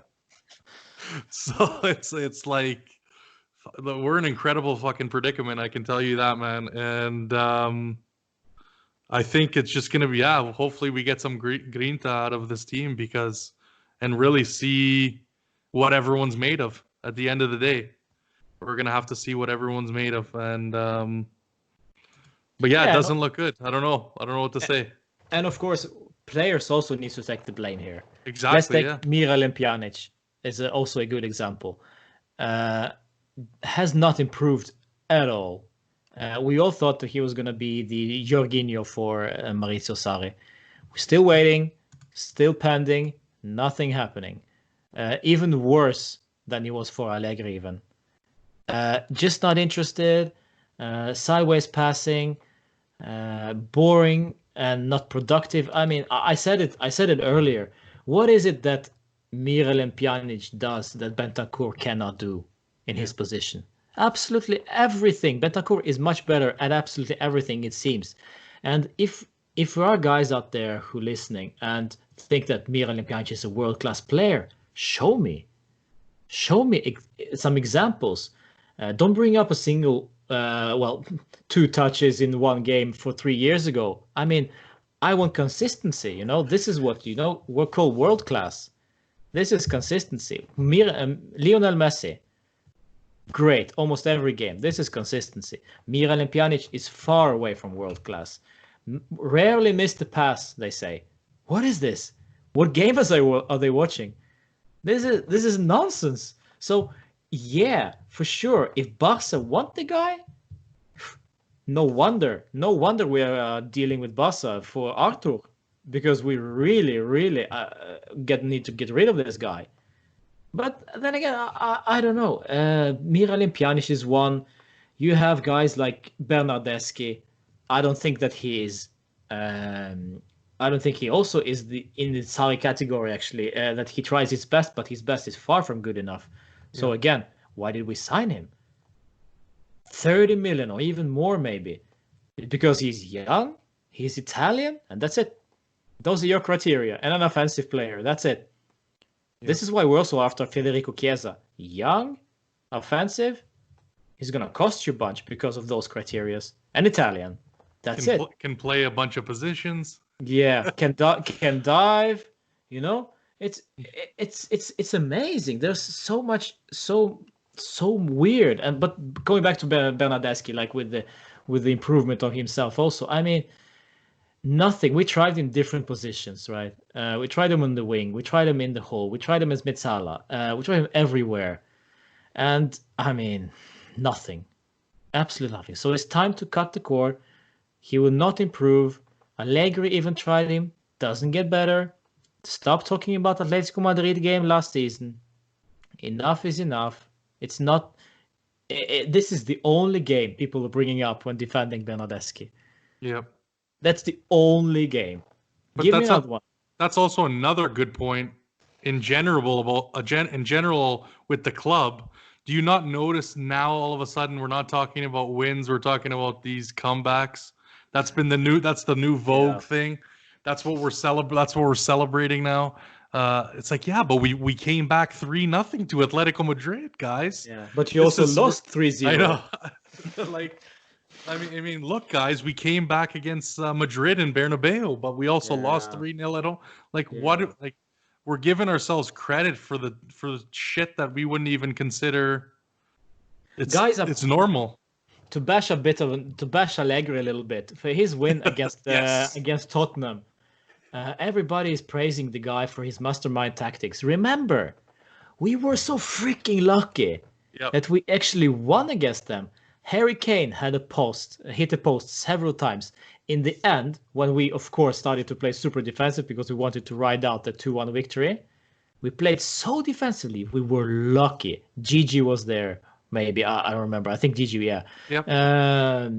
It was lucky. And the great mastermind brought on Lichtsteiner, and suddenly Lichtsteiner made a difference. No, that was luck and nothing else, because we were lucky that day. In the end, of course, we didn't win the Champions League. But, yeah, it's we need to face facts. We need to look at things the way they are, at facts. Look at the chances we conceded, and you see that we actually just got lucky. Yeah, I mean, it really was the 60th minute to like the 67th. Spurs took a nap. And, I mean, great job by Dybala, obviously, at Higuain. But, like, really, if they're sharp that whole game, we're not playing Real Madrid. So, you know, at the end of the day. I mean, that entire tie was a mixed bag from beginning to end. Like, I mean... I would have to give Allegri some credit for the second leg. You know, we shouldn't have had a bad setup to begin with going into that. So he got it wrong tactically to begin with in the second leg in Wembley or wherever it was being played, because he pretty much admitted that himself when he made the changes and he made the tactical switch. And you know, it was a really great decision to do that, because we hit Spurs hard and we hit them well. And Pochettino took too long to react to that. You know, we made the changes. We brought on Asamoah and Lichtsteiner, and you know, we gave ourselves some width. And Spurs didn't even do anything until they'd conceded 2 goals, and then suddenly we sat back and we defended it like we normally do. But I mean, the first leg of that tie, I'll just make this quick. The first leg of that tie was incredibly pissed me off severely, because we had the good start. And then Tottenham just pinned us in our own half for the rest of the first half and almost the entire second half. And Allegri came out and said, well, what do you want me to do? You know, they just pressed us and pinned us in our own half. And it's like, You're the manager. Figure it out. You get paid to do this. Yeah. And that's why I'm surprised there's so many people that want him back. Like, what are we expecting different? Well, I think for one, we're expecting stability. I think we for one expect results. So then we're basically what we're saying is we're scared to lose the Scudetto. Is that that's kind of the consensus? Yeah, sure. I mean, but we have to agree on that. We want to win, right? So No, we do. But what I'm saying is like, really, it's just a stopgap for. We're not expecting anything better in the Champions League because he's got to play all single leg games. Yeah. Oh, Leon will be happy with that. They're gonna be like, but I mean, as I said at the right at the beginning, I think Allegri is a better coach, manager, rather he's tactician. I mean, to play a tactic football. For him, he and Juve were a perfect match. We wanted the results. He brought us the results. As Graeme said, one game away from the treble. Nowhere near of Antonio Conte. Nowhere near of what Sarri will give us for sure. And yeah, the play was bad. The way we lost against Real Madrid, the way we conceded the penalty in overtime, that was awful. I screamed at my screen because we subbed on Andrea Barzagli at the 60th minute trying to ride this out with prime Cristiano. This is stupidity, high level. But I mean, he had some moments. Last season, however, he was absolutely useless. You can go back to and see all my videos from that season. Rant after rant after rant. It was useless. Absolutely nothing to find.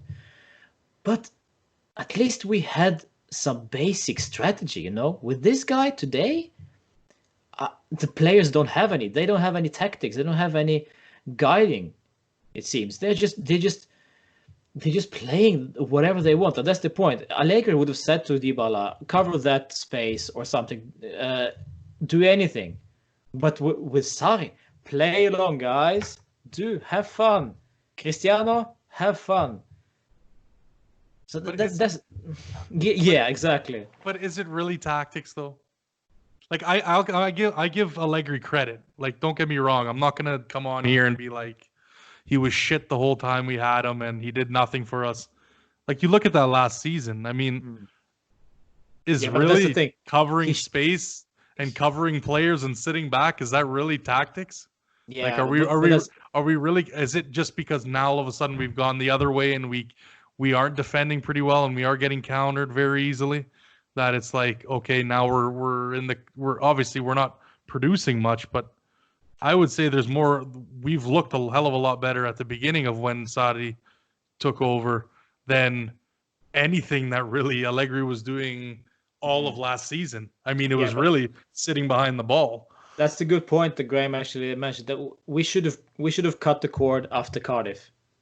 That should be the day. That should be the season, the last season. Or at least Real, I say. At least after the Real debacle. That was my cutting point. Yeah, but they're not going to do it mid-season. True. Yeah, I highly doubt it. But the after Cardiff, that should be the end. Whoever they bring in, I mean, Deschamps would have been good enough by their standards. I mean, Antonio Conte was apparently available. Do something, I mean, but they just went along with it. I don't know.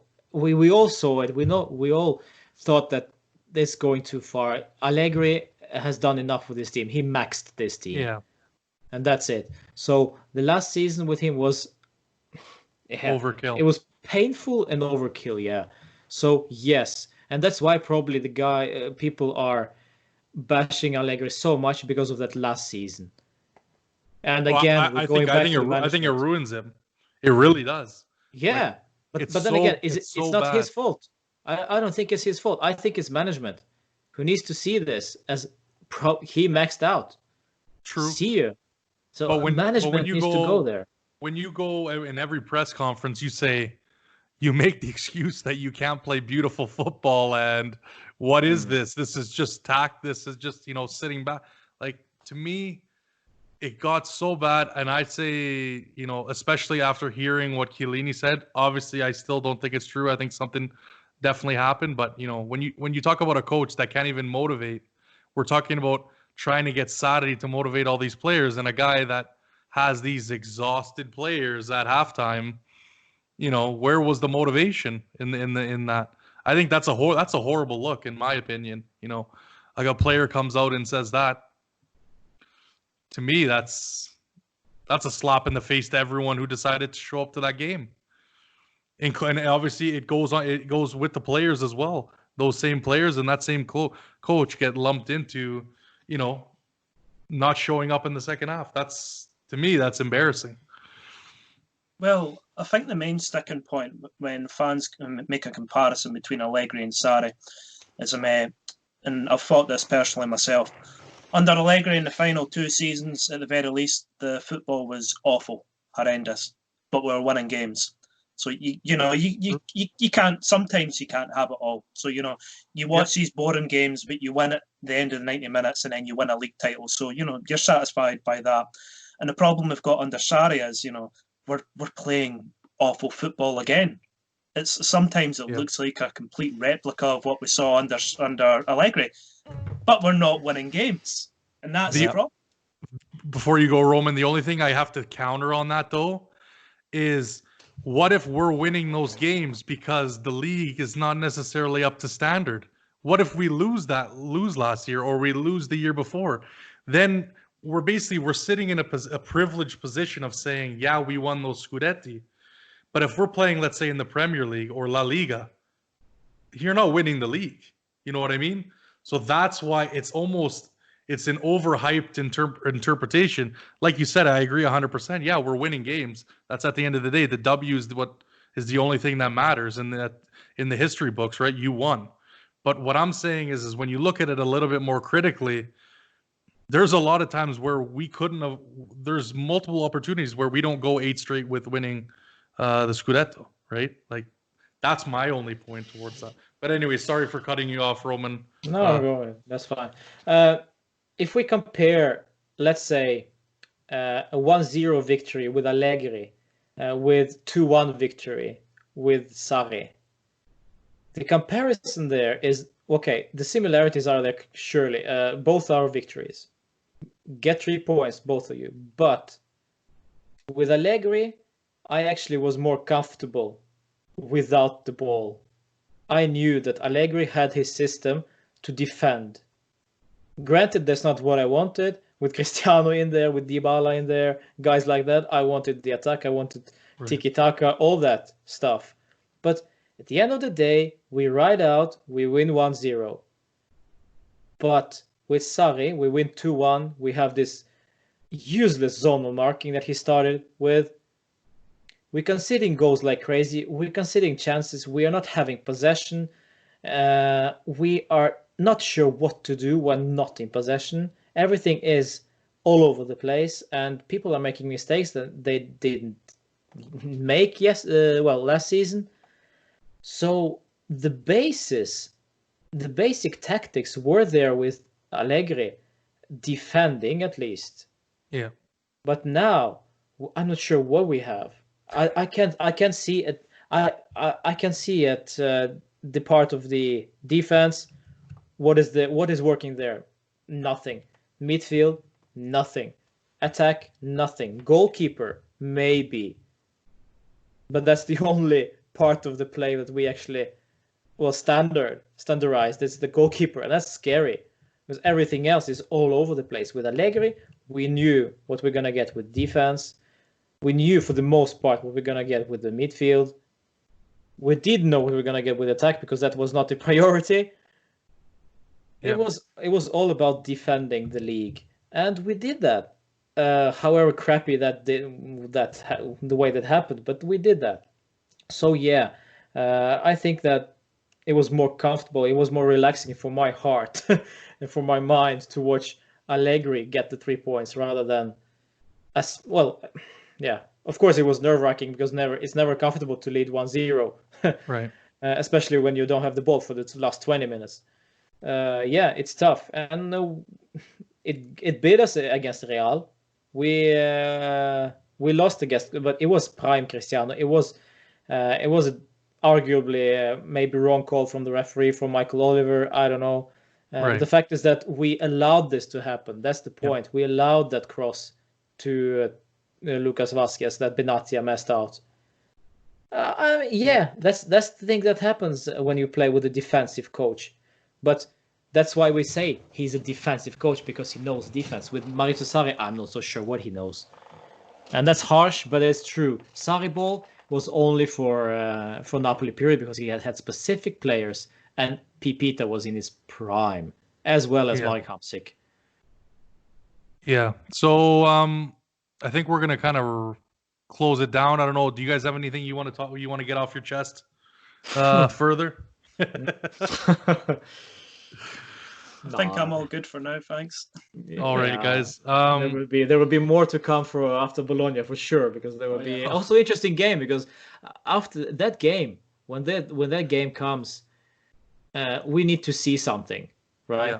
This will be a very important game for us, because it's not the most fearful opponent. It's not like this will be their first game after the lockdown, so we'll see what happens. We on paper.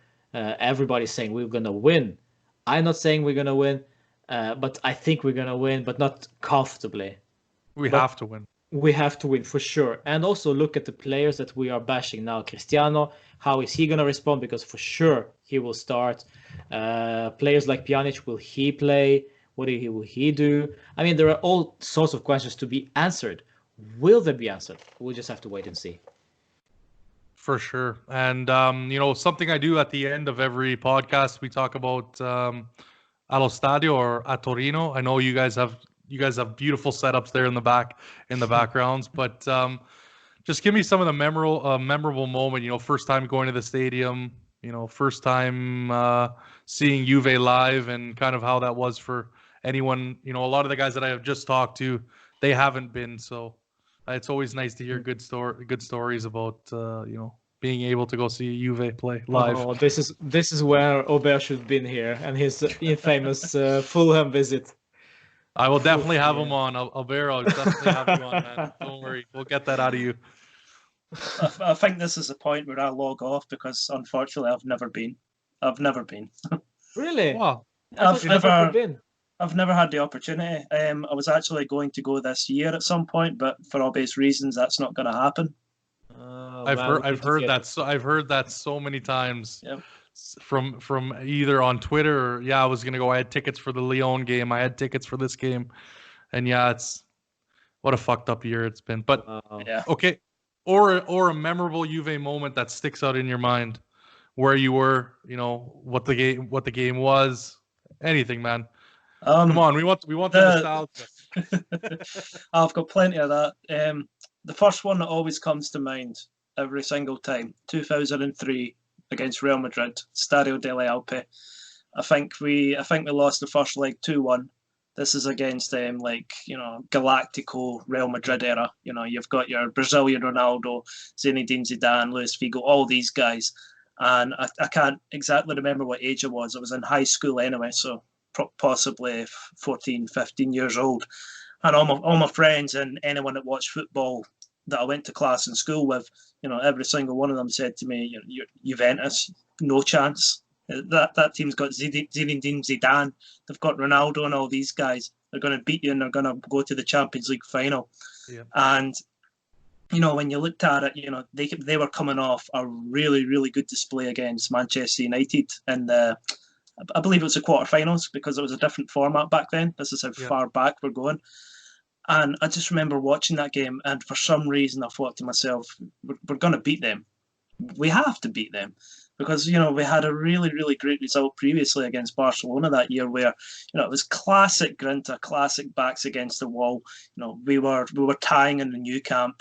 We were down to 10 men, and I think it was going to penalty shootouts, and you're thinking to yourself, this is just not our night. And obviously Salieta pops up and scores that goal. And it just felt like the Real Madrid game is my all-time favourite for Juventus, because it just feels like everything clicked and everything was perfect. And that game overall, just as a football fan, had everything. You had the moment with Pablo Nedved where he scores that fantastic goal when he runs off onto the running track to get to the fans to celebrate. He gets down on his knees and everything like that.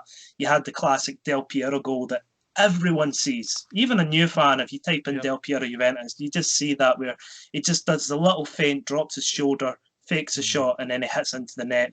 And of course, we had a penalty for Real Madrid as well, where Buffon saves a penalty from Figo. So it's just a glorious moment, and it's my all-time favourite game as well. And it just shows what we're lacking now. Like, it's just night and day. Yeah. Night and day. None of that is seen in the team. None of that. No backs up against the wall, but we're also too scared to say that we're the favorite. Yeah. I mean, back then we had Edgar Davids, and now we've got Matuidi. Yep. It says it all, really. Oh man, good times. Some unbelievable teams too, and it's night and day. But anyways, Roman, go ahead, my friend. Well, I had the pleasure of visiting the Juve Stadium. I will not call it Allianz. Yes, please. J-Corp Stadium. 3 times I've been there. The first time was in the first season at the JStadium, obviously. I've never been to Delle Alpi, unfortunately. It was on the honeymoon almost 10 years ago. Wow. And we drew against Bologna at home. And I remember when we in second half and we were chasing the winner. We never got it eventually. But whole stadium, this was when Bologna was about to get relegated. They were on the way to get relegated to Serie B. So and every whole stadium chanted Serie B, Serie B to Bologna, and it was so much fun. That was my first experience with Italian fans, how passionate they were. The row below us, there was a family, and it was a late kickoff. There was a family. There was mother and a father and one kid, 6 years old maybe. During the night, Friday night, it's crazy. It's completely different to what I used to, and it was so cool. And of course, he also chanted "Cazzo" and "Merda" and so what. It was like, why? Shut up, man! You're 6. So, but it was Italians, Italians. Italians. Yeah, it was just so authentic, It was so cool, and I was the moment you enter the stadium, the moment you see the pitch, and the moment you hear the music, you see the players warm up, you see the floodlights. I mean, it almost makes you cry because you feel like you are at home.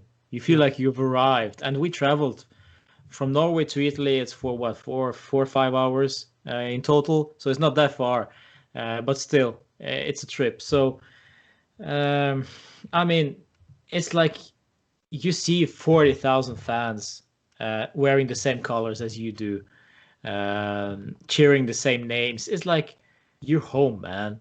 Yep. You're not afraid of anybody. You're not afraid of wearing your colors and scared to get beat because that's what it's like where I'm from in the early days. So yeah, it's tough. And my memorable moment, well, it's actually 2, but well, the first one is obviously 2006 Italy World Cup victory. Not that I'm Italian in any way, but I just fell in love with Italy with a very young age. And since then, I just supported Italy. So I was in Tanzania and watched it at the pub. The Italy beat. I don't remember who they beat, actually. France? France. Is this 2006? Yeah, France. The final was France. Yeah. Wow, it's so long ago. Yeah, so that was real fun. And the way Del Piero scored against Germany, it was just, yeah, that's my team, man. And of course, the first Scudetto at the JStadium when we won away to Bologna or Cagliari, I think. I remember. Cagliari, yep. Yeah, it was finally confirmed that we were champions. That was also a moment that was worth remembering. And yeah, now going unbeaten that season is like, yeah, it's monumental. It was great fun. And I still want it back, man. I still want this grinta. I still want the fun times, the way we deserved the Scudetto, that feeling. Not with we buy the Scudetto. Not that kind of feeling, you know, but we actually deserve it by what we do sul campo. So, yeah, I miss it, but we'll be there sooner or later. Yeah, I find it's such a different vibe, even between the fans, and it's not that not that we want to see the team lose. I know I discussed this last time, but it's almost like we need something to put us on our ass again. And I don't know if maybe that Coppa Italia was it, but we definitely need something big enough to get knocked on our ass to be like, hey, we need to go, but we need to get put our feet back on the ground and come back to earth, because we're in a different stratosphere, I find. But anyways, Graham, you were going to say, sorry, my man. That's fine. What we need, well, the way I feel anyway as a fan of Juventus, what we need is, and we've got it this season, some proper stiff competition. Because I remember, take the off-field scandal and everything that happened, that's a completely different story. But I always go back to the 04, 05, 05, 06 seasons where Milan were breathing down our necks from day one right up until, when we beat them in the San Siro with the glorious overhead kick from Del Piero for the head from Trezeguet. But it was neck and neck every single week. And, I would watch Juventus and then I would watch Milan, because I had to watch Milan to see, right, Juventus have won, let's see what you do. And then they would win and I'd just be like, oh, yeah. We've not had that for quite some time. We had it against Napoli in 17-18 season, but that was a different feeling. That was more relief than, celebrations, because like I said earlier, we really should have lost that season when you think about it. And this season, again, we've got stiff competition, amazingly, from Lazio. We all thought it was going to be Inter, but, Inter being Inter, they just do Inter things. So, but, I think we're going to have a tight title race again till the very end. And it's great to see that again, because I want to see a team come up and just really, really go toe-to-toe with us and make us have to really earn winning that title, rather than, well, we're Juventus and we're better than everyone, because we all know that. Yep. But you got to show that and got to earn it. Yeah, guys. Well, it's been a privilege to have both of you guys on. Definitely won't be the last time. And I think we've had it's going to be a couple hours worth of awesome content. But no, Roman, awesome. One of the guys I look up to. You've done a hell of a job. Appreciate it. And just please keep putting out content. Yeah, like I said, these are some of the, obviously Al, yourself, and many others that really was the motivation for me to start. Obviously, finally I have. Graham, excellent content from you as well online, and obviously on that live. If you haven't checked it out, check out Al's live. And again, sorry, Albert, we couldn't get you on. That's on me. But hopefully I'll definitely have you in the near future. And just great work, guys. Keeping the club relevant. Bringing getting everybody involved. Those quizzes, obviously, I don't know how the hell you answered those. I was watching just a little bit the other day, and man, I'm like, those questions. I'm like, it makes me feel a shitty fan, maybe not getting some of those, but Talk about pressure. Yeah, exactly. But again, thank you guys. Oh, go ahead. I just need to promote my live. It's coming out just right after the final whistle against Bologna. I will do the live reaction video, so it will be a similar one to like I usually did with the as it happened, like the post-match review, the play ratings and so on. But this will be live, so as it happens, so it will be very authentic. There will probably be ranting because, yeah, the way the season is going, it's gotta be there. And play ratings, live chat, and also, we'll see what comes up. I mean, I really hope we're gonna celebrate some goals because it's been a long time coming. So we will do it after each game. Hopefully, I'll do it live. So come join me on the YouTube channel, Juve Therapy, and my man Graeme, great blog, even though. It's a bit old school with blogging, but I kind of love it. Thanks, man. Much appreciated. And thanks for having me on. It's always great to come on anywhere and talk Juventus. So much appreciated. yeah, guys. So make sure to check those guys out on all the platforms that they are on. Obviously, for me, at Juventinita DAL on Twitter and Instagram. You got me on YouTube, iTunes, Spotify. If you guys could sub and like the shit out of those, that would help me immensely. And yeah, just keep your eyes posted. We got a lot of content. There's a lot of games coming up, and yeah, we're just gonna be slinging it out there with the rest of you guys. So again, as always, fino alla fine. Oh, can we do Forza predictions? Juventus. Can we do predictions? Oh, We one need to do sec. Hold on, predictions. one sec. Rewind. Roman, let's go. Drop a prediction. my friend. Prediction for Bologna? 0-0. You stopped me for that? Why you got to end it on a bad note? No, I'm gonna go 2-0 Juve, actually, to be serious. Graham? 2-1. I mean, I hope to God we can score a goal at the very least. We've got to do that to begin with. Yeah, 1-0, 90th minute goal. Ronaldo. There you go. PK. But anyways, guys, thank you again for watching. Stay tuned. And as always, fino alla fine, forza Juventus. Alla fine. Ciao. Ciao.